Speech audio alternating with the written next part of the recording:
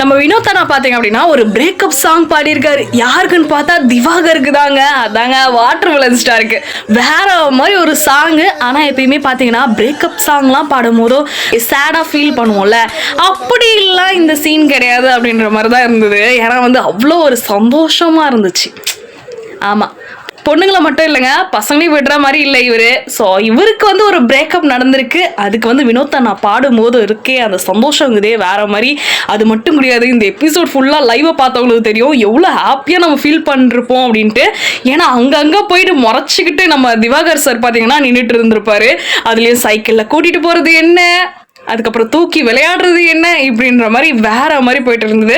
So எங்கள் வீட்டில் எல்லாம் கார்த்திகை இந்த சாங் வந்து பேக்ரவுண்டாக போட்டுட்டு நம்ம வினோத் அண்ணா, திவ்யா, அதுக்கப்புறம் பிரவீன் இவங்க எல்லாரையுமே காமிக்கலாம். ஆனால் பார்த்தீங்க அப்படின்னா திவாகர் மட்டும் மைண்ட் வாய்ஸ் எங்கேருந்துடா வந்தீங்க அப்படின்ற மாதிரி கண்டிப்பாக இருக்கும்.